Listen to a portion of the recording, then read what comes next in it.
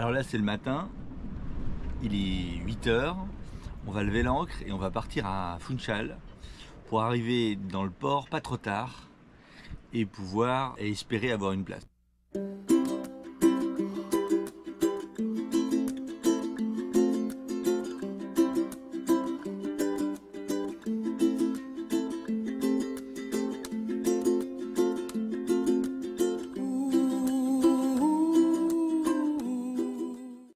On gère l'eau sur Ukiva.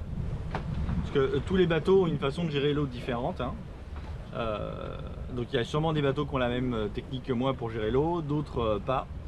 Le principe c'est on fait un maximum de choses avec l'eau de mer.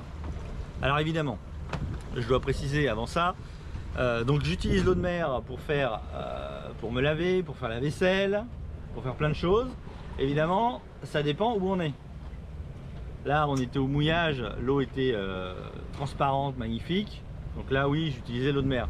Si vous avez de l'eau qui est un peu trouble, qui est marronasse, si vous êtes dans si vous êtes dans un fjord ou dans un truc où l'eau stagne, si vous êtes au port, enfin bon, il y a plein d'endroits où, si vous êtes dans une mangrove, il y a plein d'endroits où je ne vais pas utiliser l'eau pour faire tout ça. Mais si vous êtes dans un endroit où l'eau est propre, de toute façon l'eau salée tue tous les microbes. Je vais apporter quelques précisions. Ce que je veux dire c'est que la plupart des bactéries résistent mal à l'eau de mer. Donc dans ces endroits là je fais donc la vaisselle, je la fais 100% eau de mer. D'accord. Donc quand l'eau de mer est propre, je fais la vaisselle 100% à l'eau de mer. Voilà. Alors ce qu'il faut pour pas avoir de dépôt de sel sur la vaisselle, il faut l'essuyer tout de suite. Donc j'ai des torchons et au fur et à mesure que je fais la vaisselle, j'essuie la vaisselle. En faisant ça, vous économisez énormément d'eau puisque vous n'utilisez pas d'eau douce pour faire la vaisselle. Ça vous laisse une quantité d'eau de mer pour faire la vaisselle, c'est Byzance. Et puis et alors le seul truc à faire, c'est qu'il faut bien essuyer ses couverts au fur et à mesure, les verres, les couverts, il faut tout essuyer parce que sinon ça fait des dépôts de sel. Sur les couverts en inox, il peut y avoir de temps en temps des traces. Donc ce qui est important, c'est de tout de suite essuyer. En faisant cette méthode, en essuyant tout de suite, en essuyant, vous faites la vaisselle et puis dans la foulée vous essuyez votre vaisselle. En essuyant la vaisselle tout de suite, on n'a pas de traces, on n'est pas du tout gêné par le fait qu'on fasse la vaisselle à l'eau de mer. Donc ça c'est un premier point. En ce qui concerne la douche, alors vous avez, moi je distingue deux douches. Vous avez la douche intérieure, donc là c'est 100% eau douce parce que j'ai pas d'entrée d'eau de mer pour prendre la douche à l'intérieur. Et sinon, donc après une baignade, en fait j'ai une échelle, il faudra que je vous montre, qui permet d'être dans l'eau sans se tenir avec les mains. De façon à avoir les deux mains libres pour pouvoir faire un shampoing. Donc je ferai une démo un jour. Un jour où je serai bien luné, je vous ferai une démo.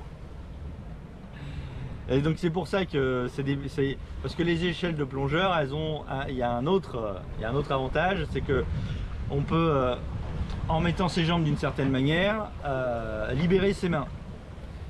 Et donc ça permet d'être dans l'eau et d'avoir les deux mains libres, parce que se faire un shampoing une main, c'est pas top.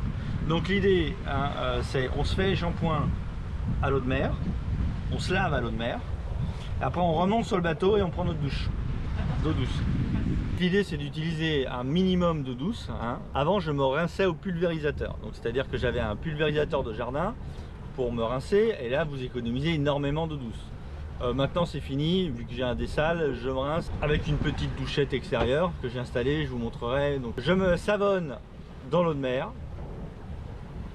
j'enlève le savon à l'eau de mer et je me rince à l'eau douce. Pour ceux qui se poseraient des questions sur le fait de se laver les cheveux à l'eau de mer, il y en a qui vont se dire ah mais tu te laves les cheveux à l'eau de mer, après tu as les cheveux collants et tout. Alors je parle d'expérience. Si vous allez vous baigner dans l'eau de mer, vous sortez, vous vous rincez à l'eau douce, juste rincer à l'eau douce sur les cheveux, ça sera moins bien que se laver les cheveux à l'eau de mer et sortir sans se rincer.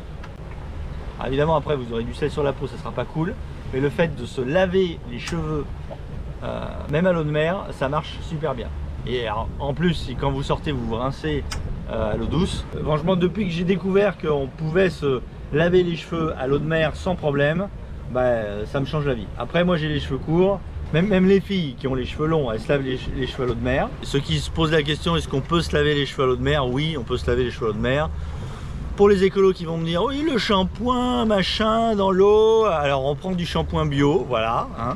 Donc j'ai essayé les shampoings eau de mer qui sont vendus une fortune, les shampoings spéciaux eau de mer, bio également, qui sont vendus une fortune dans les chips.